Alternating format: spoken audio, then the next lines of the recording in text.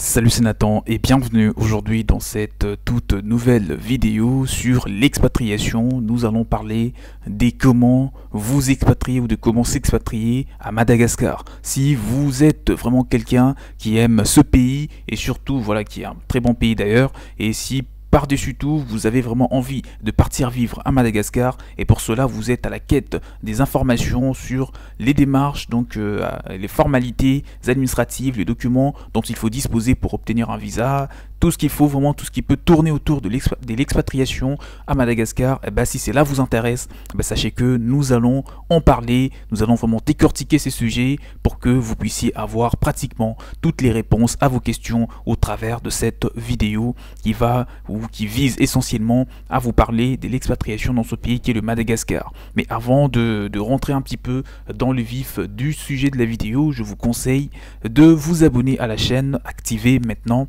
la cloche de notification que vous êtes en train de voir juste là en dessous afin de ne rien rater sur toutes les prochaines vidéos qui seront publiées par la suite, que ce soit sur l'expatriation ou sur l'investissement en général. Vous serez parmi les premières personnes à les recevoir et de continuer de bénéficier de la connaissance qui vous seront transmises au travers de toutes ces vidéos qui seront publiées plutôt sur cette chaîne. Et si vous voulez vous former afin de découvrir vraiment toutes les précisions, de détenir tout ce qu'il faut concernant l'expatriation à Madagascar, et bien pour tout cela, vous pouvez me contacter. Mon mail est dans la description de cette vidéo en dessous.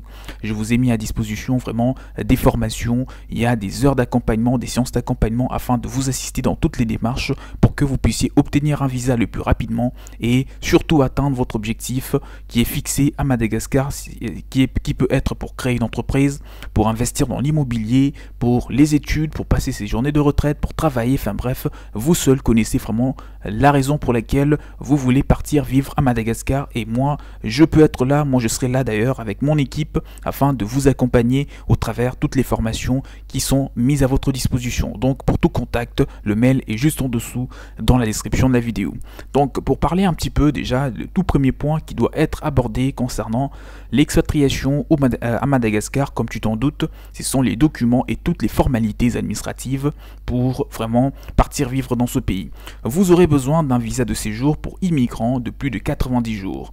Pour l'obtenir, il faudra remplir un formulaire dûment rempli et signé, une photo d'identité, un extrait de casier judiciaire, donc bulletin numéro 3, moins de 3 mois, votre passeport aussi figure parmi les documents dont il faut disposer, un billet d'avion aller-retour ou une attestation de l'agence de voyage précisant que le titre de transport a bien été délivré à une enveloppe donc affranchie au tarif recommandé en cas de retour des passeports par courrier. Pour obtenir un visa de séjour longue durée dans le but de travail à Madagascar, vous devrez bien sûr fournir également votre contrat de travail, c'est les tout premiers documents.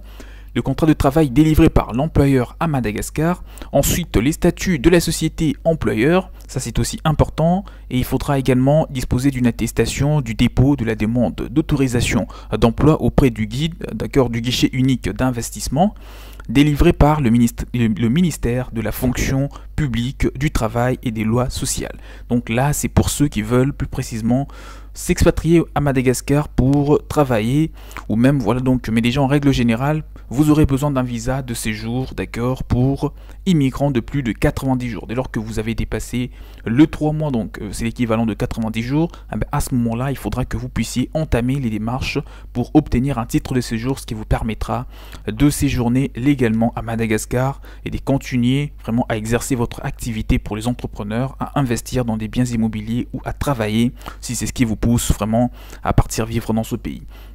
Alors un autre point que nous allons aborder, c'est au niveau du décalage horaire. Bon, je sais que c'est un petit peu, c'est facultatif, ce n'est pas vraiment quelque chose de très important, mais il faudrait quand même le préciser, puisqu'il y a certaines personnes qui ont un petit peu du mal avec les décalages horaires, donc les changements brutaux pourraient parfois perturber le cycle de sommeil ou même plusieurs autres choses de certaines personnes, donc on va quand même le préciser pour, pour plus de tranquillité concernant le décalage horaire et on va le comparer vraiment à celui de la France. Il y a un décalage horaire bien sûr entre la France et le Madagascar en hiver et 2 heures en été, d'accord. Quand il est 10 heures à Paris, il est donc 11 heures ou midi bien sûr à la capitale malgache, donc à Tananarive. Le climat, pour tout ce qui est climat, il existe officiellement 2 saisons climatiques à Madagascar. On parle de la saison sèche qui part bien sûr du mois d'avril, d'accord, à octobre. Donc c'est à partir du mois d'avril jusqu'au mois d'octobre que voilà, il fait un petit peu plus frais à Madagascar, et la saison de pluie part du mois de novembre jusqu'au mois de mars. Donc à ce moment-là, il pleut énormément, donc il faudra toujours avoir votre parapluie lorsque vous sortez. Et des préférences, vraiment, essayez de prendre toutes les précautions pour ne pas vous mettre dans la merde durant vos courses. Durant la saison sèche, la région de Diego Suarez est victime de vent, d'accord. Il y a vraiment un vent qui souffle un peu plus dans la région de Diego Suarez. Et les températures sont très hautes durant la saison de pluie. Donc il pleut, lorsqu'il pleut, sachez qu'il fait aussi chaud. Donc il faut vraiment prendre toutes les précautions concernant toutes ces petites particularités. Il y a également d'importantes variations des températures entre la zone côtière et bien sûr les hauts plateaux du centre. Pour parler de la monnaie, depuis janvier 2005, il faut que vous sachiez que l'Ariary a officiellement remplacé le franc malgache. Donc à partir de 2005 jusqu'à aujourd'hui, la monnaie officielle à Madagascar, c'est l'Ariary, ce qui a remplacé le franc malgache, comme je viens de le dire. Donc pour vous repérer, un Ariary signifie 5 francs, d'accord, 5 francs. Donc un Ariary fait un petit peu 5 francs malgaches. Donc voilà, vous pouvez faire la conversion pour avoir une idée. Et justement, pour parler de cela, sachez que pour tous ceux qui ont un petit peu l'habitude de se balader avec leur carte, carte de crédit, ceux qui n'ont pas l'habitude de faire des courses par exemple avec de l'argent comptant, sachez que à Madagascar, il faudra toujours vous déplacer avec du liquide, de l'argent comptant, pour que vous ne puissiez pas avoir de difficultés par exemple pour payer des trucs, des transports par exemple, etc. Pourquoi? Puisque voilà, là-bas il n'y a pas autant des distributeurs automatiques comme on le voit en France ou dans d'autres pays. Donc c'est la raison pour laquelle il faut toujours avoir de l'argent vraiment dans son sac, de l'argent au comptant, d'accord, pour que vous ne puissiez pas vraiment avoir des difficultés où que ce soit. Pour parler du transport par les airs par exemple, les liaisons aériennes hebdomadaires avec Paris sont assurées. Les vols intérieurs sont soumis à des changements d'horaire de plus en plus fréquents ou à des annulations, parfois sans préavis. Outre la réconfirmation des billets, il est impératif de bien se renseigner en tout cas en tant qu'expatrié sur la veille et le jour même auprès de la compagnie ou de l'aéroport sur les horaires prévus, pour que vous ne puissiez pas avoir de doute sur l'annulation ou quoi que ce soit concernant un vol d'avion.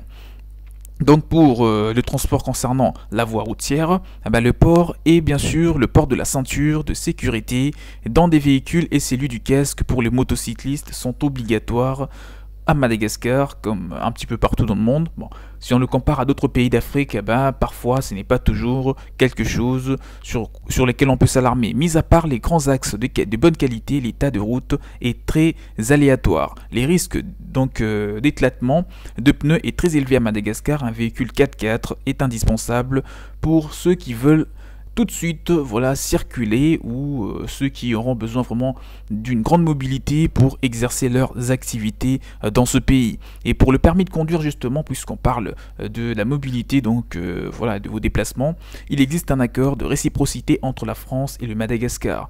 Cela signifie que vous avez la possibilité d'échanger votre permis de conduire français avec le permis de conduire malgache sans pour autant repasser votre permis. Mais pour toutes ces personnes qui proviennent ou qui proviendront des autres pays que la France, sachez que vous allez devoir repasser votre permis de conduire pour que vous puissiez circuler librement dans ce pays qui est le Madagascar. On arrive tout doucement vers la fin de la vidéo, et pour finir, nous allons un petit peu parler de tout ce qui est conseils. Je vais vous donner quelques conseils sur la santé.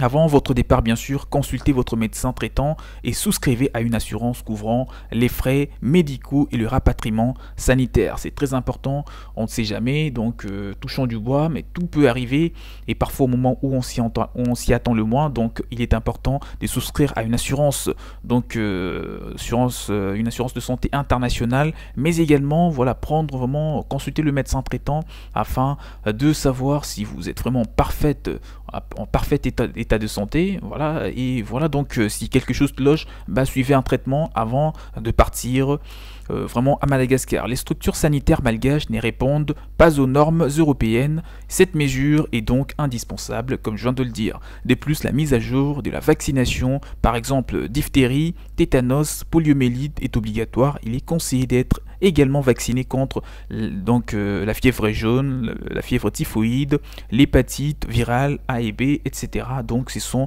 vraiment c'est quelque chose qui est vraiment obligatoire ou même important pour vous, puisque cela pourrait affecter votre santé si vous ne vous faites pas vacciner. La sécurité, pour tout ce qui est sécurité à Madagascar, les élections présidentielles se se sont déroulées en 2013 plus exactement. Cette période électorale est susceptible d'avoir était susceptible d'avoir vraiment une incidence sur le niveau d'insécurité. Mais heureusement, voilà, tout s'est bien passé. Donc aujourd'hui, vous ne risquez rien, même dans des endroits, dans des zones où c'était un petit peu risqué. Mais sachez que en tant qu'expatrié, si vous n'allez pas vous balader tard la nuit et seul, sachez que vous n'allez courir pratiquement aucun risque. Donc moi, je vous conseillerais vraiment, déjà du moment que vous ne connaissez pas vraiment le milieu, il faudra que vous puissiez limiter vos fréquentations, surtout, voilà, donc si vous avez envie de vous balader, de vous détendre, il faudra prévoir tout cela le week-end et vous déplacer vraiment avec un véhicule pour plus de rapidité, plus de sécurité. Donc j'espère que tu as apprécié la vidéo. Si tu as besoin d'autres informations sur l'obtention d'un visa pour le Madagascar, tu peux me contacter, mon mail est dans la description de la vidéo afin de vous accompagner. Il y a des formations qui visent essentiellement à vous aider à avoir une idée sur tous les documents, en tout cas sur tout ce qui doit être, sur tout ce dont vous devez disposer pour obtenir un visa, que ce soit un visa de tourisme, un visa d'affaires, un visa, je sais pas moi, tout ce que vous avez, un visa pour le travail, pour les études, vous pouvez donc avoir toutes les précisions rien qu'en me faisant un mail, puisque il y a des formations et tout ce qui a été mis à disposition pour vous aider à cet effet. Et pour finir la vidéo, d'accord, n'oubliez pas d'activer la cloche de notification en dessous